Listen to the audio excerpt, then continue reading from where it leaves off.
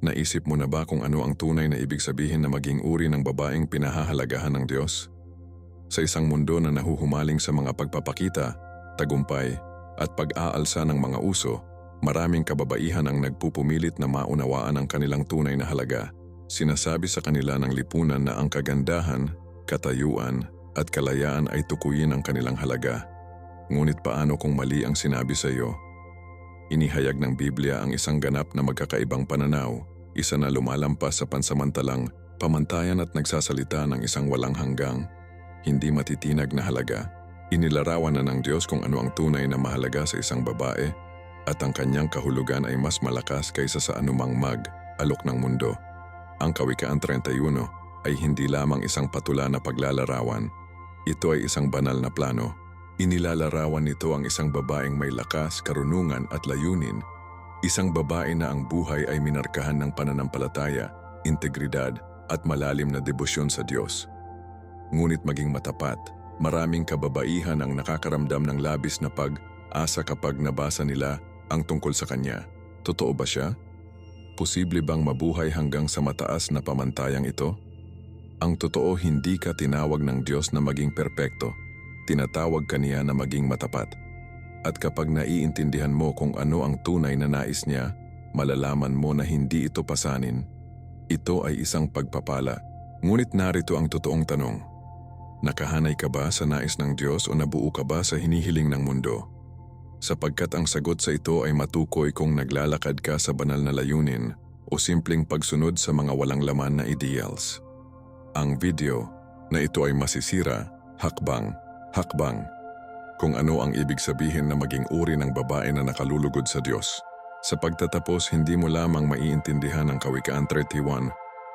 Makikita mo kung paano ilalapat ang mga walang katapusang katotohanan sa iyong buhay ngayon.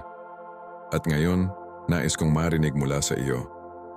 Ano sa tingin mo ang pinakamahalagang kalidad ng isang makadiyos na babae? Iwanan ang iyong sagot sa mga komento.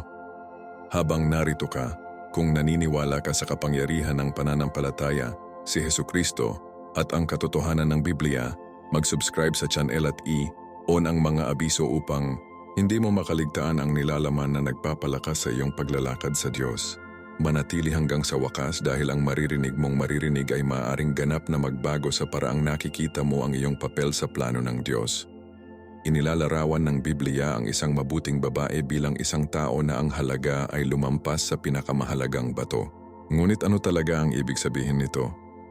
Sa isang mundo na madalas na pinahahalagahan ang hitsura, kayamanan at katayuan higit sa lahat, itinuturo sa atin ng Diyos na ang tunay na halaga ay nagmula sa loob.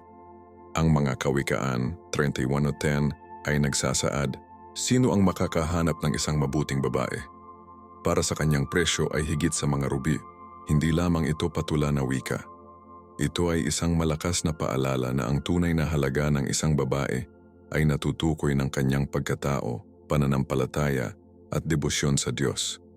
Ang mundo ay maaaring habulin ang kagandahan na kumukupas, ngunit pinarangalan ng Diyos ang kagandahan ng isang puso na naghahanap sa Kanya.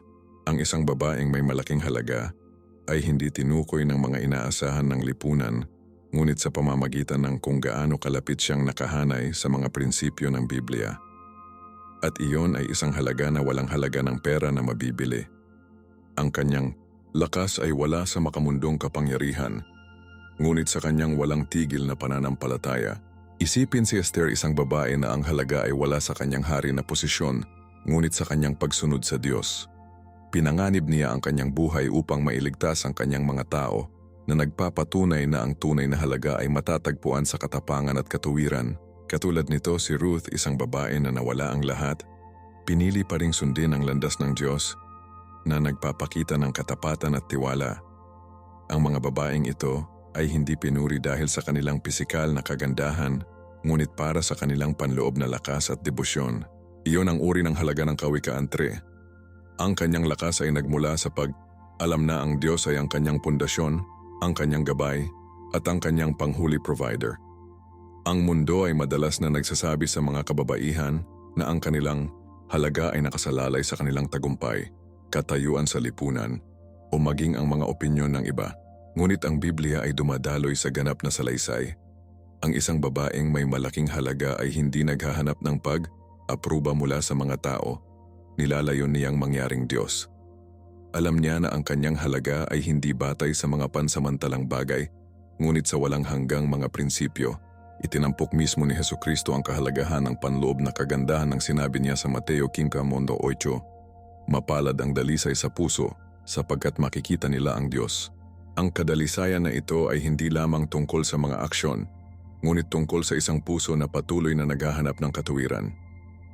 Hindi niya ihambing ang kanyang sarili sa iba dahil naiintindihan niya na ang Diyos ay natatanging dinisenyo sa kanya ng isang layunin na walang ibang maaring matupad.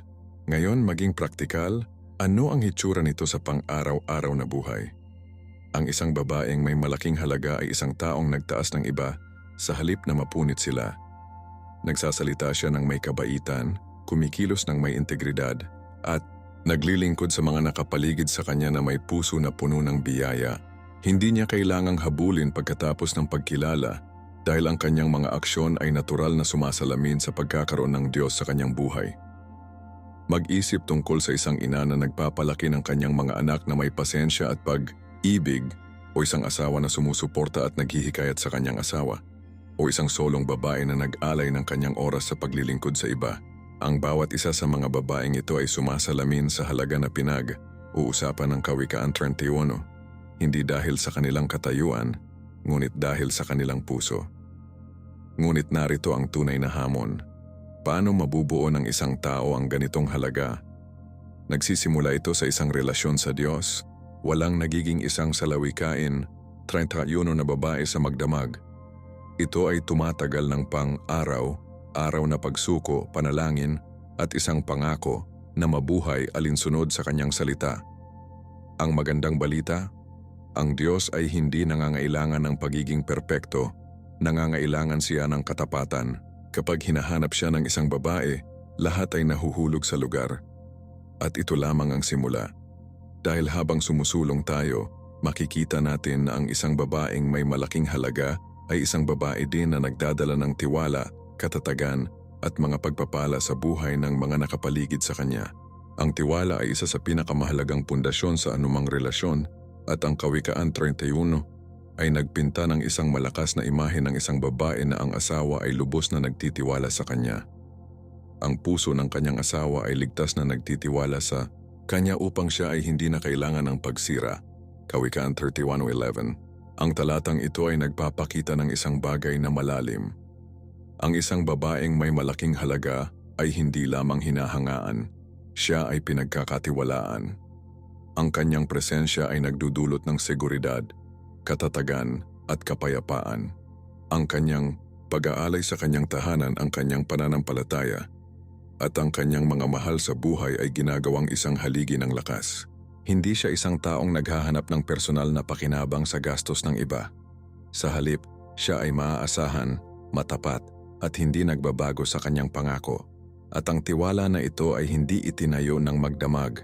Ito ay nilinang sa pamamagitan ng pagkakapare-pareho karunungan at makadiyos na pagkatao. Ang isang dedikadong babae ay hindi waver kapag lumitaw ang mga paghihirap. Isaalang-alang si Sarah, ang asawa ni Abraham, na sumunod sa kanya sa hindi alam dahil lamang sa tiwala niya ang plano ng Diyos. Ang kanyang dedikasyon ay hindi lamang sa kanyang asawa, kundi sa banal na layunin ng Diyos. Ang ganitong uri ng pangako ay bihirang sa isang mundo kung saan ang mga tao ay madalas na sumuko sa unang tanda ng pakikibaka. Gayunpaman, ang Kawikaan 31 na babae ay nananatiling matatag. Ang kanyang asawa ay nagtitiwala sa kanya, hindi lamang dahil sa ginagawa niya ngunit dahil sa kung sino siya. Isang tao na ang katapatan ay sumasalamin sa puso ni Kristo. Hindi siya niloloko, manipulahin, o kumilos ng makasarili. Sa halip inuuna niya ang katuwiran, tinitiyak na ang mga nasa paligid niya ay ligtas at suportado. Ang dedikasyon ay lampas sa pag-aasawa. Ito ay isang salamin ng isang puso na sumuko sa Diyos. Ang isang babae na nag-alay ng kanyang sarili sa kanyang pananampalataya ay naglalakad ng may integridad sa bawat lugar ng kanyang buhay. Kung siya ay walang asawa, may asawa, isang ina o isang pinuno, maliwanag ang kanyang pangako. Nanalangin, Siya hindi lamang para sa kanyang sariling mga pangangailangan, kundi para sa iba. Naghahatid siya ng hindi naghahanap ng palakpakan. Itinaas niya ang mga pagod at nag-aalok ng karunungan sa mga naghahanap ng gabay. Si Jesus mismo ay nagpakita ng panghuli dedikasyon ng isakripisyo niya ang kanyang buhay para sa atin. Sa parehong paraan, isang makadiyos na babae ang nagsakripisyo ng kanyang oras, lakas at mapagkukunan upang magdala ng mabuti sa mga mahal niya. Kinukumpirma ito ng Kawikaan 31:12. Gagawin niya siya ng mabuti at hindi masama sa lahat ng mga araw ng kanyang buhay. Dalhin natin ito sa mga praktikal na termino. Isipin ang isang babaeng nagsasalita ng buhay sa kanyang tahanan kaysa sa negativity. Kapag lumitaw ang mga hamon, hindi siya nagreklamo, nananalangin siya. Kapag ang mga salungatan sa ibabaw, naghahanap siya ng kapayapaan sa halip na fuel division. Ang kanyang dedikasyon ay hindi pasibo, aktibo ito. Masigasig siyang nagtatrabaho, tinitiyak na ang kanyang pamilya ay nakakaranas ng pag-ibig, paghihikayat at gabay sa espiritu. Isipin si Maria, ang ina ni Jesus. Ang kanyang tiwala sa plano ng Diyos ay hindi nagbabago kahit na nahaharap sa pinakadakilang mga pagsubok. Ang antas ng tiwala at dedikasyon na ito ay hindi lamang makikinabang sa kanya. Pinapalakas nito ang lahat sa paligid niya. Ngunit paano ang isang tao ay naging ganitong uri ng babae? Nagsisimula ito sa pananampalataya. Ang tiwala sa Diyos ay humahantong sa pagiging mapagkakatiwalaan sa mga relasyon. Ang pagtatalaga sa Kanya ay gumagawa ng dedikasyon sa pang-araw-araw na buhay. Ang isang babae ng Diyos ay hindi nagsisikap na maging perpekto, nagsisikap siyang maging matapat. At habang pinalalalim niya ang kanyang pakikipag-ugnay kay Hesukristo, natural siyang naging mapagkukunan ng lakas, karunungan at katatagan. Ito ang uri ng babae na ang pagkakaroon ay nagbabago ng buhay. At habang sumusulong tayo, makikita natin na ang kanyang halaga ay hindi lamang sa kanyang pagiging mapagkakatiwalaan, nasa kanyang kakayahang magsikap at magbigay para sa mga mahal niya. Ang isang Kawikaan 31 na babae ay hindi idle. Siya ay isang babaeng aksyon, sipag at diskarte. Hinahanap niya ang lana at flax at kusang nagtatrabaho sa kanyang mga kamay. Kawikaan 31:13. Nangangahulugan ito na aktibong hinahabol niya ang mga mapagkukunan, namuhunan ng oras sa kanyang trabaho. At tinitiyak na ang kanyang sambahayan ay mahusay na ibinigay, hindi tulad ng pangunawa sa mundo na ang tagumpay ay nagmula lamang sa mga panlabas na nagawa. Itinatampok ng Biblia na ang tunay na tagumpay ay matatagpuan sa sipag at katapatan sa pagtawag ng Diyos.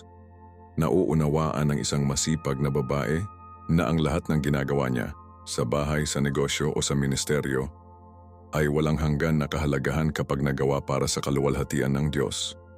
Siya rin ay mapagkukunan, alam kung paano pamahalaan at palakihin kung ano ang inilagay ng Diyos sa kanyang mga kamay.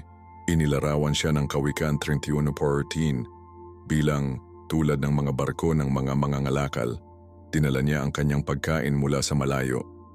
Ang imahinasyong ito ay malakas, nagpapakita ito ng isang babae na madiskarteng, pasulong, at hindi natatakot na gumawa ng inisyatibo. Hindi siya naghihintay ng mga pagkakataong lumapit sa kanya. Aktibo niyang hinahanap ang mga ito. Mag-isip tungkol kay Lydia sa Bagong Tipan, isang babae na kapwa isang tapat na mananampalataya at isang matagumpay na negosyante. Nagbebenta siya ng mga pinong lilang tela, isang kalakalan na nangangailangan ng kasanayan at karunungan. Gayunpaman, ang kanyang pinakadakilang kayamanan ay wala sa kanyang kalakal ngunit sa kanyang pananampalataya, tulad ni Lydia. Ang Kawikaan 31 na babae ay gumagamit ng kanyang mga regalo hindi lamang para sa personal na pakinabang, kundi pagpalain ng iba. Ang kanyang mga kamay ay palaging nasa trabaho at ang kanyang mga pagsisikap ay lumampas sa kabila lamang ng kaligtasan. Tumatas din siya habang gabi pa at nagbibigay ng karne sa kanyang sambahayan. Kawikaan 31:15. Ang talatang ito ay sumasalamin hindi lamang sa pisikal na paggawa, ngunit espiritual na kasipagan. Maagang nagising siya, hindi lamang upang maghanda ng mga pagkain, ngunit upang hanapin ang presensya ng Diyos bago magsimula ang araw. Ang isang babae na inuuna ang panalangin at karunungan bago gumawa ng mga pagpapasya ay hindi mapigilan sa lahat ng ginagawa niya. Kung namamahala siya ng isang sambahayan, nangunguna sa isang kumpanya o naglilingkod sa ministeryo, naiintindihan niya na ang kanyang lakas ay nagmula sa Diyos. Ito ang nagtatakda sa kanya. Hindi lamang siya umaasa sa kanyang mga kakayahan, ngunit sa banal na patnubay. Sa mundo ngayon, madalas nating nakikita ang mga kababaihan na nagbabalanse ng maraming responsibilidad, career, pamilya, ministeryo, at personal na paglaki. Ipinapakita ng Kawikaan 31 na babae na posible na umunlad sa lahat ng mga lugar na ito kapag ang kanyang pundasyon ay itinayo sa pananampalataya. Ang kanyang trabaho ay hindi hinihimok ng kasakiman o presyon ng lipunan, ngunit sa pamamagitan ng isang malalim na pagnanais na magbigay at maging isang pagpapala. Ang mga Kawikaan 31:16 ay nagsasaad, isinasaalang-alang niya ang isang bukid at binili ito. Sa bunga ng kanyang mga kamay ay nagtatanim siya ng isang ubasan. Ito ay isang malinaw na halimbawa ng kanyang espiritu ng negosyante. Matalino siya sa kanyang mga pamumuhunan, maingat sa kanyang mga pagpipilian at masigasig sa kanyang mga aksyon. Hindi siya nag-aaksaya ng mga mapagkukunan, ngunit pinarami ang mga ito sa pamamagitan ng karunungan at pagsisikap. Ngunit paano mailalapat ng mga modernong kababaihan ang prinsipyong ito? Nagsisimula ito sa pagkilala sa gawaing iyon, sa bahay, sa lugar ng trabaho, o sa ministeryo, ay isang regalo mula sa Diyos. Ang Colosas 3:23 ay nagpapaalala sa atin, at kung ano ang gagawin mo, gawin itong taos, puso tungkol sa Panginoon at hindi sa mga tao. Ang mindset na ito ay nagbabago sa paggawa sa pagsamba. Ang isang babaeng nagtatrabaho sa layunin at pagnanasa ay sumasalamin sa kaluwalhatian ng Diyos sa lahat ng ginagawa niya. Ang kanyang pagsusumikap ay hindi lamang tungkol sa tagumpay, tungkol sa serbisyo, at habang sumusulong tayo, makikita natin na ang kanyang pagsisikap ay balanse sa pamamagitan ng isang puso ng kabutihang loob at pakikiramay sa mga nangangailangan. Ang isang babae ng Diyos ay hindi lamang masipag, ngunit labis din na mahabagin. Sinasabi sa amin ng Kawikaan 31:20, inilabas niya ang kanyang kamay sa mahihirap, o inabot niya ang kanyang mga kamay sa mga nangangailangan.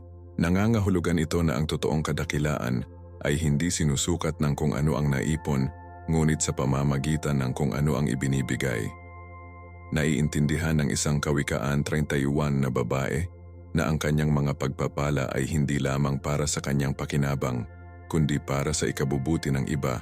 Pinagsasama niya ang puso ni Kristo na siya mismo ang nagpahayag sa mga gawa 20:35 mo. Mas mapalad itong ibigay kaysa matanggap. Ang kanyang kabutihang loob ay hindi hinihimok ng obligasyon, ngunit sa pamamagitan ng pag-ibig. Hindi lamang siya nagbibigay ng makikita, ibinibigay niya dahil alam niya na ang bawat kilos ng kabaitan ay sumasalamin sa pagkatao ng Diyos. Ang pagkahabag ay higit pa sa pagbibigay ng mga material na bagay. Ito ay tungkol sa nakikita ang mga tao sa paraang ginagawa ni Hesukristo.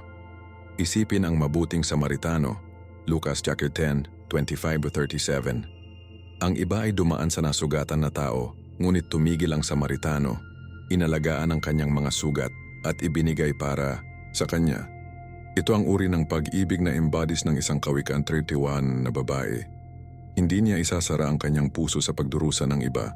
Sa halip na abot niya, nag-aalok ng kaginhawaan, suporta at paghihikayat, kung sa pamamagitan ng isang mabait na salita, pagkain o isang tulong, siya ay naging instrumento ng pag-ibig ng Diyos. Ang kanyang kabutihang loob ay isang pagpapalawig ng kanyang pananampalataya dahil pinagkakatiwalaan niya ang pagkakaloob ng Diyos. Hindi siya natatakot na malayang magbigay. Ang kagandahan ng kabutihang loob na ito ay lumilikha ito ng isang epekto ng ripple. Kapag ang isang babae ng Diyos ay naglilingkod sa iba, pinasisigla niya ang mga nasa paligid niya na gawin ito. Ang isang ina na nagtuturo sa kanyang mga anak na ibigay sa mga nangangailangan ay nagtataas ng isang henerasyon na pinahahalagahan ang kabaitan sa pagiging makasarili. Isang babaeng naghihikayat sa kanyang mga kaibigan na maglingkod sa kanilang mga halaman ng komunidad ng mga buto ng pananampalataya sa kanilang mga puso. Sa Mateo 25:40, sinabi ni Jesus, "Katotohanang sinasabi ko sa iyo, Dahil sa ginawa mo ito sa isa sa pinakamaliit sa aking mga kapatid, ginawa mo ito sa akin. Ang bawat kilos ng pag-ibig, kahit gaano kaliit, ay nakikita at pinarangalan ng Diyos. Ang kabutihang loob ay hindi tungkol sa kayamanan, ito ay tungkol sa pagpayag. Ang isang Kawikaan 31 na babae ay maaaring walang marami sa material na kayamanan, ngunit mayroon siyang puso na puno ng pag-ibig na ibigay.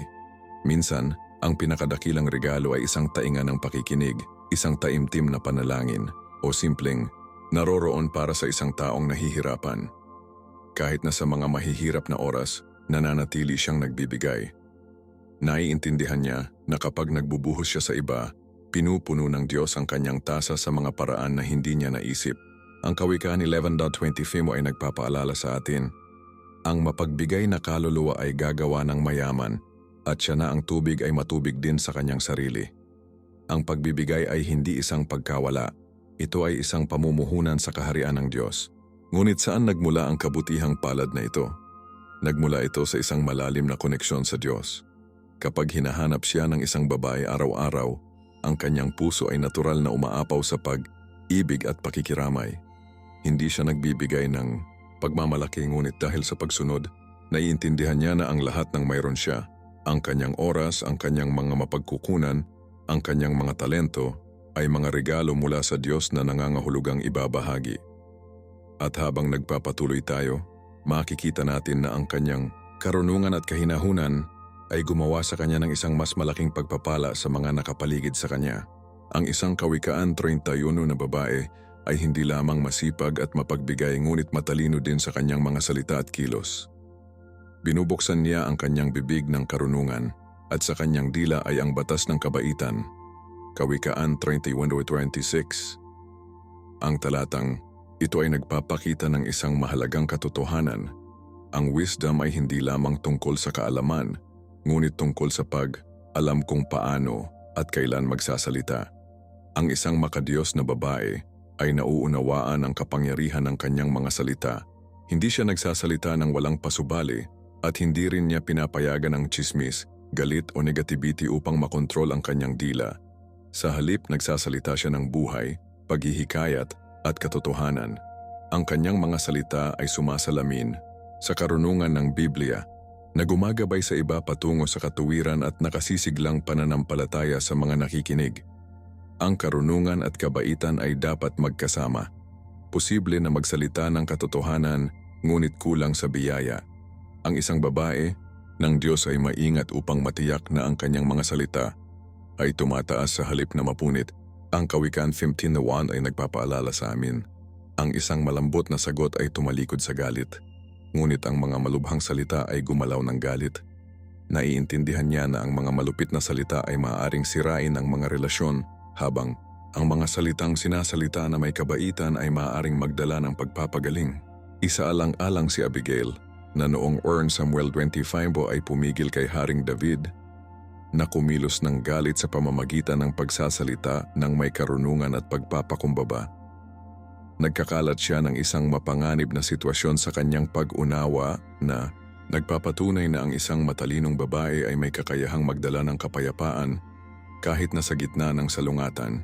Ang totoong karunungan ay hindi nagmula sa mga libro o personal na karanasan lamang. Nagmula ito sa isang malalim na relasyon sa Diyos. Sinasabi ng James 1:5, kung may sino man sa iyo na kulang sa karunungan, hilingin niya sa Diyos, na nagbibigay sa lahat ng mga tao ng malaya. Isang Kawikaan 31 na babae ang nagdarasal bago siya magsalita.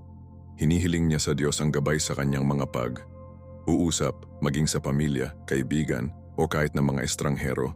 Hindi niya ginagamit ang kanyang mga salita upang manipulahin o kontrolin, ngunit upang mabuo at pagpalain. Ang kanyang karunungan ay hindi lamang sa sinasabi niya, kundi pati na rin sa pipiliin niyang huwag sabihin. Alam niya na ang katahimikan, kapag ginamit ng tama, ay maaaring maging kasing lakas ng mga salita. Ang karunungan na ito ay nagpapakita rin sa kanyang kakayahang gumawa ng mahusay na mga pagpapasya. Maingat siya sa kanyang mga pagpipilian, nag-iisip ng maaga at naghahanap ng direksyon ng Diyos. Nasa mga bagay na pinansyal, pagpapalaki ng mga bata, o pagharap sa pang-araw na mga hamon, Inilalapat niya ang mga prinsipyo sa Biblia sa bawat aspeto ng kanyang buhay. Hindi siya nagmamadali sa mga pagpapasya dahil sa takot o presyon, ngunit gumagalaw sa pag-unawa. Ang mga Kawikaan 40:1 ay nagsasaad, ang bawat matalinong babae ay nagtatayo ng kanyang bahay, ngunit ang hangal na ibagsak ito ng kanyang mga kamay. Ang isang makadiyos na babae ay nagtatayo, hindi siya sirain. Ang kanyang karunungan ay nagpapalakas sa kanyang tahanan, ang kanyang mga relasyon, at ang kanyang paglalakad kasama si Kristo. Ngunit paano lumalaki ang isang bagay sa ganitong uri ng karunungan? Nagsisimula ito sa paghanap ng Diyos araw-araw. Ang isang Kawikaan 31 na babae ay gumugol ng oras sa salita na nagpapahintulot sa banal na kasulatan na hubugin ang kanyang pag-iisip. Pinapaligiran niya ang kanyang sarili ng makadiyos na payo. Natututo mula sa mga naglalakad sa pananampalataya. Dinidisiplina niya ang kanyang sarili na mag-pause bago magsalita, makinig bago tumugon, at manalangin bago gumawa ng mga pagpapasya. Ang kanyang karunungan ay hindi sa kanya. Ito ay isang regalo mula sa Diyos, pinino sa pamamagitan ng pananampalataya at pagsunod. At habang sumusulong tayo, makikita natin na ang karunungan na ito ay naghahanda din sa kanya para sa hinaharap. Tinitiyak na siya at ang kanyang mga mahal sa buhay ay handa na sa anumang darating. Ang isang Kawikaan 31 na babae ay hindi nabubuhay sa takot sa hinaharap dahil naghahanda siya ng matalino sa darating. Hindi siya natatakot sa niebe para sa kanyang sambahayan, sapagkat ang lahat ng kanyang sambahayan ay nakasuot ng iskarlata. Kawikaan 31:21. Ang talatang ito ay nagsasalita tungkol sa isang babae na pasulong, masigasig, at mapagkukunan. Hindi siya naghihintay para sa mga paghihirap na darating bago kumilos. Inaasahan niya sila at tinitiyak na protektado ang kanyang mga mahal sa buhay. Ang kanyang karunungan ay hindi lamang tungkol sa mga espiritual na bagay, kundi tungkol din sa praktikal na pamumuhay. Kung ang pamamahala ng pananalapi, pag-secure ng mga probisyon, o pagtiyak na maayos ang kanyang tahanan, gumagalaw siya nang may pananaw at pag-unawa. Ang paghahanda ay isang tanda ng pananampalataya, hindi takot. Maraming mga tao ang nag-aalala tungkol sa kung ano ang hinaharap.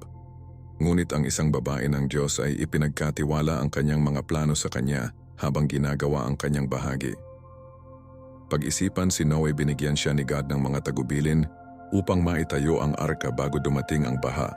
Genesis 14:22. Ang kanyang pagsunod at paghahanda ay nagligtas sa kanyang pamilya. Sa parehong paraan, ang isang Kawikaan 31 na babae ay nakikinig sa patnubay ng Diyos at kumikilos ng naayon. Alam niya na ang mga hamon ay lilitaw, ngunit sa halip na mahuli sa bantay, gumawa siya ng mga proactive na hakbang. Kung ito ay nagtatakda ng mga mapagkukunan, pag-aalaga ng pananampalataya ng kanyang pamilya, o pagpapalakas ng kanyang mga kasanayan, siya ay palaging isang hakbang sa unahan. Ang kanyang paghahanda ay hindi lamang para sa mga pisikal na pangangailangan, kundi pati na rin para sa mga espiritual na laban. Sinasabi sa atin ng Efeso 1:11, isinuot ang buong sandata ng Diyos upang makatayo ka laban sa mga wiles ng dyablo. Ang isang babaeng may pananampalataya ay hindi lamang stockpile na pagkain o makatipid ng pera. Namuhunan din siya sa panalangin, pag-aaral ng banal na kasulatan, at pagtuturo sa kanyang pamilya kung paano manindigan ng may pananampalataya. Inihahanda niya ang kanyang tahanan hindi lamang sa mga material na pangangailangan, ngunit may isang kapaligiran ng kapayapaan, karunungan, at makadiyos na pagtuturo. Tinitiyak niya na pagdating ng mga pagsubok, ang kanyang sambahayan ay sakop sa espiritual, tulad ng protektado ng pisikal. Ang paghahanda na ito ay umaabot din sa kanyang saloobin sa trabaho at responsibilidad. Ang mga Kawikaan 31:22 ay nagsasaad. Ginagawa niya ang kanyang sarili na mga takip ng tapestry. Ang kanyang damit ay sutla at lila. Ang imahinasyong ito ay nagbibigay ng dignidad, kahusayan at maingat na pagpaplano. Ang isang Kawikaan 31 na babae ay hindi nabubuhay ng walang pag-iingat. Pinahahalagahan niya kung ano ang mayroon siya at pinamamahalaan ito ng maayos. Namumuhunan siya sa kalidad kaysa sa pag-aaksaya, maging sa mga relasyon, pananalapi o oras. Naiintindihan niya na ang pagpaplano ngayon ay nagsisiguro ng katatagan bukas. Hindi ito tungkol sa pamumuhay sa pagkabalisa, ngunit tungkol sa paglalakad sa karunungan. Ngunit paano mabubuo ang isang mindset na ito? Nagsisimula ito sa paghingi ng gabay sa Diyos sa paggawa ng desisyon. Ang James 1 o Maiba ay nagpapaalala sa atin, kung may sino man sa iyo na kulang sa karunungan, hilingin niya sa Diyos. Ang isang Kawikaan 3:21 na babae ay naghahanap ng banal na karunungan bago gumawa ng mga plano. Hindi siya nabubuhay sa takot, ngunit sa pananampalataya nagtitiwala na ang Diyos ay nagbibigay sa kanya ng bawat hamon. At habang nagpapatuloy tayo, makikita natin na ang kanyang maingat na paghahanda ay humahantong sa isang bagay na mas malaki. Kabaligtaran at pagkilala mula sa mga nakasaksi sa kanyang katapatan. Ang isang Kawikaan 31 na babae ay hindi naghahanap ng pagkilala. Gayunpaman ito ay dumating sa kanya dahil sa kanyang katapatan. Ang kanyang mga anak ay bumangon at tawagan siyang pinagpala. Ang kanyang asawa din at pinupuri niya siya. Kawikaan 31:28. Ang talatang ito ay nagtatampok ng isang mahalagang katotohanan. Kapag ang isang babae ay naglalakad sa pagsunod sa Diyos, ang mga nasa paligid niya ay hindi makakatulong, ngunit makita ang epekto ng kanyang buhay. Hindi niya hinihiling ang pagpapahalaga o humingi ng pagpapatunay mula sa mundo, ngunit ang bunga ng kanyang paggawa ay nagsasalita para sa sarili nito. Kinikilala ng kanyang pamilya, kaibigan, at pamayanan ang lalim ng kanyang karunungan, kabaitan, at dedikasyon. Siya ay pinarangalan hindi dahil naghahanap siya ng palakpakan, ngunit dahil ang kanyang buhay ay patotoo ng biyaya ng Diyos. Ang karangalan na ito ay hindi binigyan ng gaanong, ito ay nakukuha sa pamamagitan ng mga tao ng pag-ibig, sakripisyo, at walang tigil na pananampalataya. Isipin si Hana, ang ina ni Samuel, tiniis niya ang mga tao ng barrenness na nalangin ng husto para sa isang bata, at inilaan si Samuel sa Panginoon. 1 Samuel 27:28. Ang kanyang katapatan ay hindi napansin. Siya ay pinarangalan bilang ina ng isa sa mga pinakadakilang propeta ng Israel. Sa parehong paraan, ang isang Kawikaan 31 na babae ay may paggalang sa pamamagitan ng kanyang mga aksyon. Kung bilang isang ina-asawa, kaibigan o tagapayo, ang kanyang impluensya ay nag-iiwan ng isang pangmatagalang marka. Itinayo niya ang mga nakapaligid sa kanya at bilang kapalit, pinagpapala nila siya ng mga salita ng pasasalamat at paghanga. Ang taludtod ay nagpapatuloy. Maraming mga anak na babae ang gumawa ng banal, ngunit ikaw ay pinahusay silang lahat. Kawikaan 31:29. Hindi ito nagpapahiwatig ng kompetisyon, ngunit sa halip pagkakaiba. Isang makadiyos na babae ang nakatayo dahil naglalakad siya sa banal na karunungan. Hindi niya ihambing ang kanyang sarili sa iba, nakatuon siya sa pagtupad ng natatanging pagtawag na inilagay ng Diyos sa kanyang buhay. Hindi niya sinusubukan na matugunan ang mga inaasahan ng lipunan. Nagsusumikap siya na nilikha siya ng Diyos. At dahil doon, nakataas siya sa mga mata ng mga nakasaksi sa kanyang paglalakbay.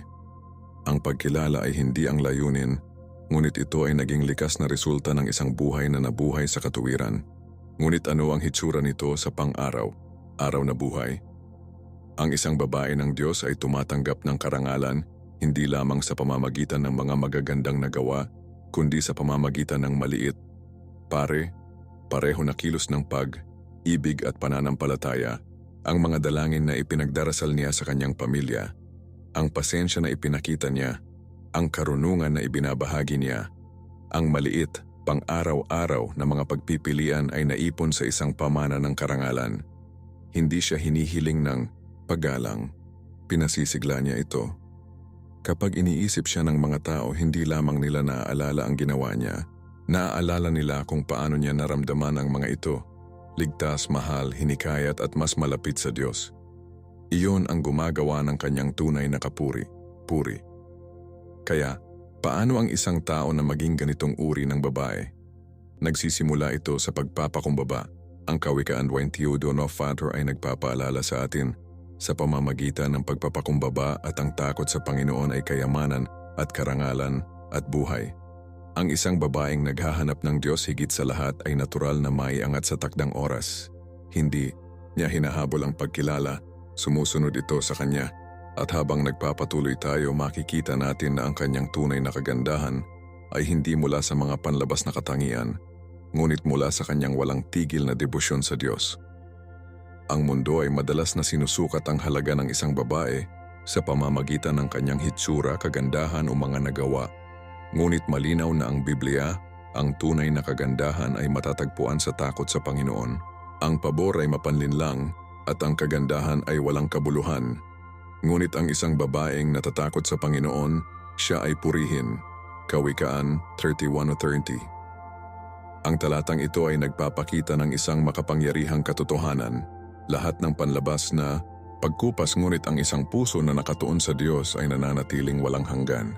Ang isang Kawikaan 31 na babae ay hindi tinukoy ng kung paano siya tumingin o kung ano ang pagmamay-ari niya, ngunit sa pamamagitan ng kanyang paggalang sa Diyos.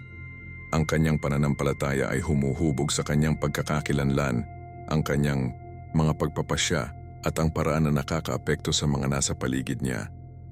Naiintindihan niya na ang totoong lakas at kagandahan ay nagmula sa paglalakad sa pagsunod sa salita ng Diyos. Ang takot sa Diyos ay hindi nangangahulugang naninirahan sa takot. Nangangahulugan ito ng pamumuhay ng may malalim na paggalang, gulat at pagsuko sa kanyang kalooban. Isipin si Maria, ang ina ni Jesus. Kapag sinabi sa kanya ng anghel na si Gabriel na manganak siya ng anak ng Diyos, hindi niya nilabanan o tinanong ang plano ng Diyos. Mapagpakumbabang tinanggap niya ito na nagsasabing, "Maging sa akin ayon sa iyong salita." Lucas 1:38. Iyon ang uri ng pananampalataya na tumutukoy sa isang makadiyos na babae.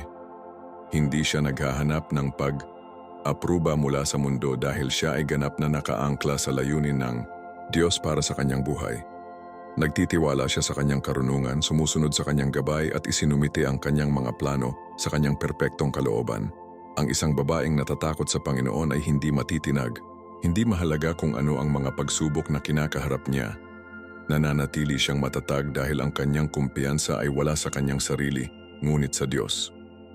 Sinasabi ng awit 112:7, hindi siya matakot sa masasamang balita.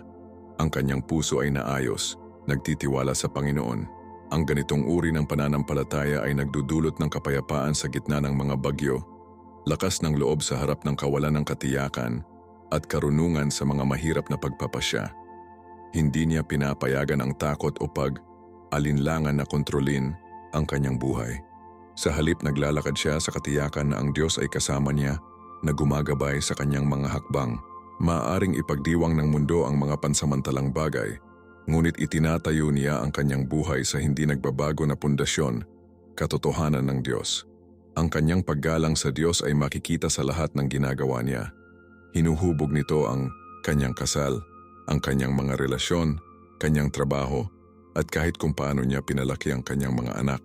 Nagtuturo siya sa pamamagitan ng halimbawa na nagpapakita sa iba na ang tunay na katuparan ay matatagpuan sa paghahanap ng Diyos higit sa lahat. Sinabi ng Kawikaan 9:10, ang takot sa Panginoon ay ang simula ng karunungan. Ang isang babaeng natatakot sa Diyos ay hindi lamang magkaroon ng kaalaman. Mayroon siyang banal na karunungan na nakaka-impluwensya sa bawat aspeto ng kanyang buhay. Lumapit siya sa mga hamon na may pananampalataya sa halip na gulat, tumugon sa salungatan sa biyaya sa halip na galit, at mahal ang iba na may puso na binago ng presensya ng Diyos.